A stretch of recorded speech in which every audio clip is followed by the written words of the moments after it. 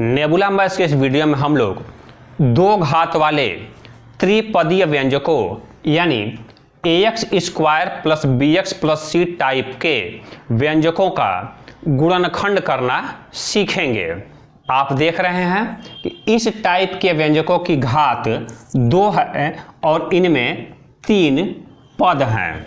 इस तरह के व्यंजकों का गुणनखंड निकालते समय सबसे पहले हम ये ध्यान देते हैं कि x स्क्वायर का जो गुणांक है वो धनात्मक होना चाहिए।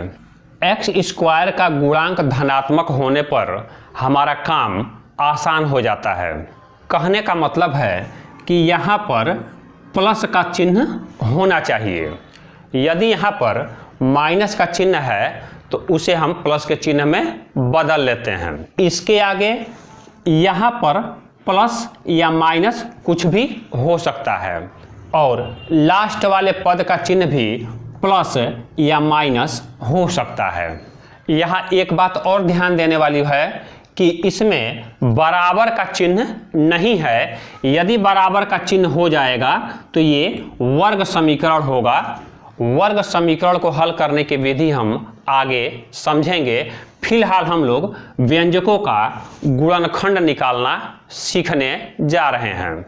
ax square plus bx plus c type वाले व्यंजकों का गुणनखंड निकालते समय सबसे पहला काम हम ये करते हैं कि दिए गए सवाल को इसी क्रम में लिख लेते हैं।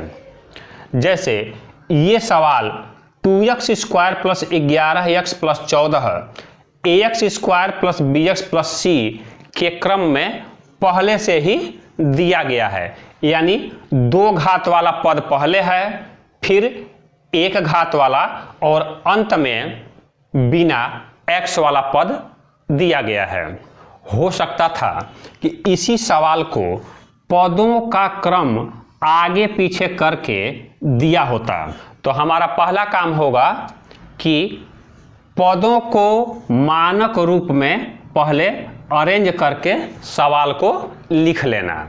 अगला स्टेप ये है कि x स्क्वायर का गुणांक पॉजिटिव होना चाहिए, तो यहाँ पहले से ही +2 दिया हुआ है तो कोई दिक्कत नहीं है।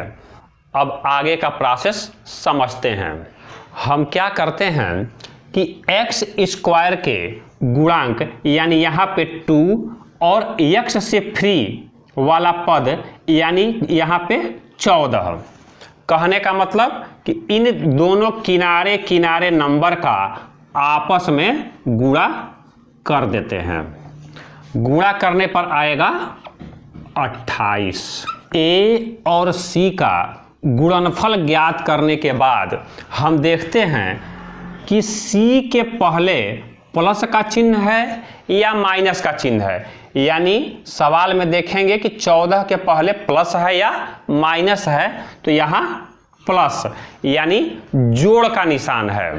तो इस गुणनफल को 2 संख्याओं के गुणनखंड के रूप में इस तरह से लिखेंगे कि उन 2 संख्याओं का जोड़ b यानी कि 11 आ जाए। यानी हमें 28 को ऐसे 2 छोटी संख्याओं के गुणनखंड के रूप में लिखना है जिनका जोड़ 11 आ जाए।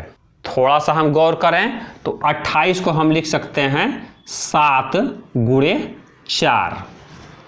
7 चौक 28 और 7 और 4 को जोड़ेंगे तो 11 आ जाएगा। 7 4 11। यदि यहाँ माइनस चिन्ह होता तो इन 2 संख्याओं को घटाने पे ये बीच वाला नंबर आना चाहिए था। बस यही ध्यान देना है।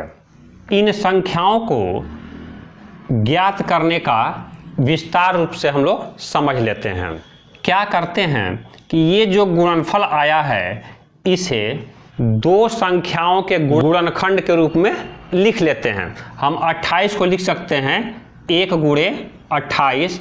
इस 28 को 2 × 14 भी लिख सकते हैं, 4 × 7 भी लिख सकते हैं। तो इस तरह से हमें 3 गुणनखंड रूप प्राप्त हुए। अब देखते हैं कि हमारे काम वाला गुणनखंड कौन सा है, हमें दोनों गुणनखंडों का योग 11 लाना है, इसलिए हमारे काम का गुणनखंड 4 गुणे 7 है, क्योंकि 4 और 7 का योग ही 11 होगा। 2 और 14 का योग 16 हो जाएगा, 1 और 28 का योग 29 हो जाएगा, इसलिए ये दोनों गुणनखंड हमारे काम के नहीं हैं। इतना प्रोसेस करने के बाद अब इस मिडिल टर्म यानी 11 को 2 भागों 4 और 7 के योग के रूप में लिख लेंगे, यानी 2x स्क्वायर अपनी जगह, 11 को हम लिख लेंगे 4 + 7, चाहे तो 7 + 4 भी लिख लेंगे, कोई फर्क नहीं पड़ेगा, बाकी नंबर उतार लिए जाएंगे। आगे इस x का इस कोष्टक के नंबर से गुणा कर देंगे, हो जाएगा 2x square plus 4x plus 7x plus 14। इसके पहले वाले वीडियो में कॉमन लेकर गुणनखंड करना हम लोगों ने सीखा है। क्या करेंगे कि 2-2 पदों का हम लोग समूह बना लेंगे और देखेंगे कि कुछ कॉमन है कि नहीं, और इनमें जो कॉमन है उसे कोष्टक के बाहर निकाल लेते हैं। जैसे पहले समूह में देखें तो एक x यहाँ भी है और एक x यहाँ भी है। इसके अलावा इस 4 को हम लिख सकते हैं 2 गुणे 2, तो एक 2 यहाँ भी है और एक 2 यहाँ भी है। कहने का मतलब कि 2x दोनों पदों में कॉमन है, इसको हमने बाहर निकाला, कोष्टक लगाया, इस पद में बच गया केवल x, यहाँ प्लस के चिन्ह की जगह पे प्लस का चिन्ह, और यहाँ बच गया केवल 2, ये बीच में प्लस का चिन्ह ये वाला है। अब अगले ग्रुप को देखते हैं। इस 14 को लिख सकते हैं 2 गुणे 7, 7 यहाँ भी है और यहाँ भी है, हम 7 कॉमन ले लेंगे, बच जाएगा यहाँ पे x, प्लस की जगह पे प्लस और 2 की जगह पे 2। और फिर देखिए यहाँ x + 2 और यहाँ भी x + 2, यानी इस ब्रैकेट को फिर से कॉमन लिया जा सकता है। ये x + 2 ब्रैकेट वाला कॉमन आया तो यहाँ बचा 2x, ये बीच में प्लस का चिन्ह है, और ये 7। आप देख रहे हैं कि इस व्यंजक में जहाँ बीच में प्लस का चिन्ह था, अब 2 व्यंजकों के गुणा के रूप में आ गया। पहला व्यंजक, दूसरा व्यंजक और बीच में ये गुणा का चिन्ह, यानी इस व्यंजक का गुणनखंड हो गया। अब इसके आगे और गुणनखंड नहीं हो सकता है, तो यही आंसर हो गया। इसमें 3 स्टेप्स पर ध्यान देना है। बीच वाले पद को तोड़ना, फिर कॉमन लेना, अगले स्टेप में ब्रैकेट को कॉमन लेना, 2 बार कॉमन लेना है। दूसरे सवाल को देखिए, x² + 4x - 21, यहाँ ध्यान दीजिएगा माइनस आ गया है। पहला काम, किनारे किनारे के दोनों नंबर का आपस में गुणा करना है। यहाँ x² के साथ कोई नंबर नहीं दिख रहा है, तो हम जानते हैं कि यहाँ 1 का गुणा है, यानी 1 और 21 का हम किनारे कहीं गुणा कर लेंगे तो उत्तर आएगा 21। 21 के पहले माइनस का चिन्ह है, तो 21 का हम ऐसे 2 नंबर का गुणनखंड करेंगे जिनको घटाने पे 4 आए। 21 का गुणनखंड क्या हो सकता है?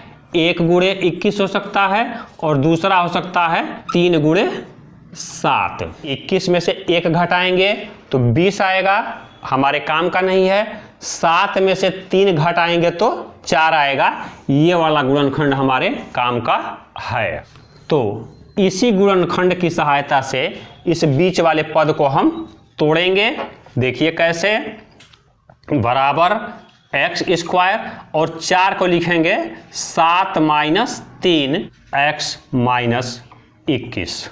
आगे का प्रोसेस पहले के जैसे ही, x² ब्रैकेट को खोल देंगे, plus 7x minus 3x minus 21 समूह बनाएंगे। कॉमन देखेंगे क्या है, तो x कॉमन है, x यहाँ पे बचेगा x प्लस 7। अब इस समूह में कॉमन देखेंगे 21 को हम 3 गुणे 7 कर सकते हैं, यानी 3 यहाँ भी है और 3 21 में भी छुपा हुआ है। 3 को कॉमन ले लेंगे, साथ ही माइनस भी है, माइनस चिन्ह कॉमन लेंगे। आपको कई बार बताया गया है कि जब भी माइनस चिन्ह कॉमन लेंगे तो अलर्ट हो जाते हैं, क्योंकि माइनस का चिन्ह ब्रैकेट के सारे नंबर के चिन्हों को बदल देता है। अब यहाँ पे ब्रैकेट लगाएंगे, यहाँ माइनस चिन्ह था तो अब प्लस हो जाएगा और बच जाएगा केवल x। ये माइनस भी प्लस में बदल जाएगा और 21 को हमने समझा था 3 गुणे 7, 3 बाहर आ चुका है, 7 ब्रैकेट में बच गया। ऐसे सवालों में ध्यान ये दिया जाता है कि पहले समूह में जो ब्रैकेट में आया होता है उतना ही दूसरे ब्रैकेट में भी आना चाहिए, क्योंकि हमें आगे इसी ब्रैकेट को कॉमन लेना है। इस ब्रैकेट को कॉमन लेंगे, आएगा x प्लस 7, दूसरा ब्रैकेट लगाएंगे, यहाँ बचा x, ये माइनस और ये 3। अब इसके आगे गुणनखंड नहीं हो पाएगा, तो यही फाइनल आंसर हो गया। इनका आपस में गुणा करके देखिएगा तो ये आएगा। तीसरे सवाल को देखिए, 24 minus 3a square plus 34a। ये सवाल क्रम से नहीं दिया गया है।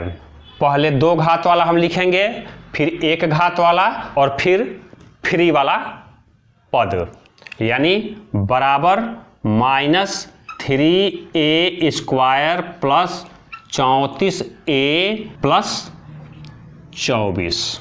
ये क्रम से आ गया। क्रम से अरेंज करने के बाद हम देखते हैं कि 2 घात वाले पद का गुणांक धनात्मक है कि नहीं। यहाँ माइनस चिन्ह है तो इसे हम प्लस के चिन्ह में बदलेंगे। इसके लिए हम क्या करेंगे, इस माइनस चिन्ह को कॉमन ले लेंगे। आप जानते हैं कि माइनस चिन्ह जब कॉमन ले लिया जाता है तो बाकी के चिन्ह उलट जाते हैं। यहाँ माइनस था तो अब हो गया प्लस, ये प्लस माइनस में बदल जाएगा और ये वाला प्लस भी माइनस में बदल जाएगा। ब्रैकेट बंद। अब यहाँ से यहाँ तक पहले के सवालों की तरह ही आ गया है, बाहर माइनस लगा रहेगा। प्रोसेस वही है, किनारे किनारे के दोनों नंबर 3 और 24 का आपस में गुणा करेंगे तो आ जाएगा 72। अब चूंकि यहाँ माइनस चिन्ह है तो 72 के ऐसे 2 पार्ट करेंगे जिनको घटाने पे 34 आए। 72 का गुणनखंड हो सकता है 1 गुणे 72, 2 गुणे 36, 3 गुणे 24, इस तरह से तमाम गुणनखंड होंगे। यहीं पर पकड़ में आ गया है कि 36 में से 2 घटाएंगे तो 34 आ जाएगा। इसकी सहायता से 34 को तोड़ते हैं, माइनस 3a स्क्वायर माइनस 34 को लिखेंगे 36 माइनस 2a माइनस 24 और ये ब्रैकेट लगाएंगे क्योंकि शुरू में माइनस चिन्ह लगा हुआ है।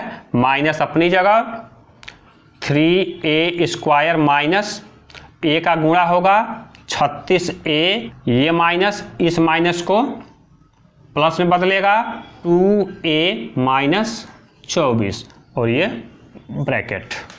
फिर वही समूह बनाना है, कॉमन लेना है, माइनस बाहर लगाए रहेंगे। यहाँ से कॉमन आएगा 3a, यहाँ बचेगा a और यहाँ बच जाएगा 12, चूँकि 12 तिहाई 36, प्लस यहाँ से केवल 2 कॉमन आएगा, यहाँ a माइनस 12। देखिए ये दोनों ब्रैकेट एक जैसे आ गए और एक और ब्रैकेट लगाए रहिए इस माइनस चिन्ह को अलग दिखाने के लिए। अगला काम, माइनस ब्रैकेट को कॉमन लेंगे, आएगा a माइनस 12, यहाँ बचा 3a और प्लस 2। अब ये जो लास्ट में माइनस का चिन्ह लगा हुआ है, इसको किसी एक ब्रैकेट में अंदर घुसा देंगे। मैं पहले वाले ब्रैकेट में घुसा रहा हूँ। माइनस का चिन्ह इस ब्रैकेट के अंदर जाएगा तो सारे चिन्हों को उलट देगा। प्लस a हो जाएगा माइनस a में और माइनस 12 हो जाएगा प्लस 12 में, और दूसरा कोष्टक वैसे ही बना रहेगा। यानी फाइनल उत्तर आया 12 माइनस a और 3a प्लस 2, ये गुणनखंड हो गया। अगला व्यंजक दिया है 12x cube minus 14x square minus 10x।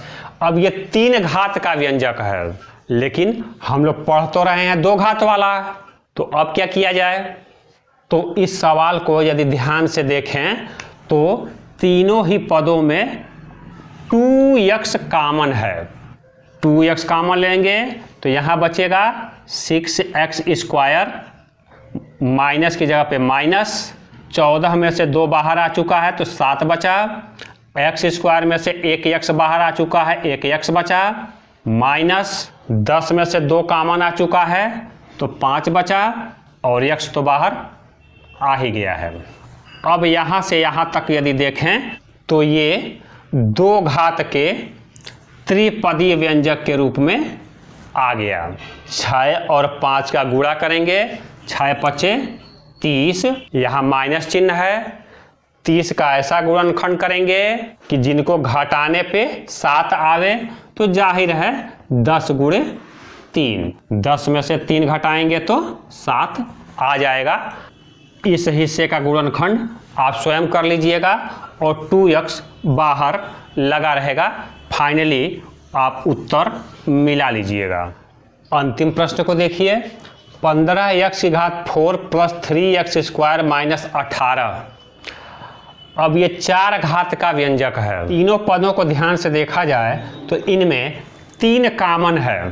3 को बाहर निकालने पे 15 की जगह पे बच जाएगा 5, x की घात 4 प्लस 3 बाहर आ चुका है तो बच गया x स्क्वायर, माइनस की जगह पे माइनस, और 18 की जगह पे 6 बच जाएगा। अब यहाँ x की 4 घात है और यहाँ x की 2 घात है। सवाल को 2 घात में बदलने के लिए हम क्या करेंगे कि x स्क्वायर की जगह पे y रख देंगे। ऐसा करने पे x की घात 4 बराबर होगा y स्क्वायर। x को y के पदों में लिखेंगे तो बनेगा 5y स्क्वायर, x स्क्वायर की जगह पे y और माइनस 6। अब ये सवाल पहले की तरह से बन गया। 5 और 6 का गुणा करेंगे 30 आएगा। चूंकि यहाँ माइनस चिन्ह है तो गुणनखंडों को घटाने पे 1 आना चाहिए। 30 का गुणनखंड 6 गुणे 5, 6 में से 5 घटाएंगे तो 1 आएगा। इसे हल करते हुए आप यहाँ तक पहुँचेंगे। ये स्टेप y के पदों में आया है, लेकिन सवाल हमारा x के पदों में है, इसलिए y को वापस x के रूप में लिख लेंगे। क्या हो जाएगा 3, 5 y की जगह पे x स्क्वायर प्लस 6 और यहाँ x स्क्वायर माइनस 1। इस लास्ट वाले को देखिए, ये इस रूप में है a square minus b square, x square minus 1 का वर्ग। आप जानते हैं कि इसका गुणनखंड होता है a प्लस बी और a माइनस बी। इसी आधार पे इसका गुणनखंड हम करेंगे। ये सब तो ऐसे ही उतर जाएगा और ये लास्ट वाले का हो जाएगा x plus 1 into x minus 1। ये फाइनल उत्तर आया। तो इस तरह से हम लोगों ने अलग अलग ढंग के सवालों के माध्यम से 2 घात वाले त्रिपदीय व्यंजकों का गुणनखंड करना सीख लिया है। बहुत बहुत धन्यवाद।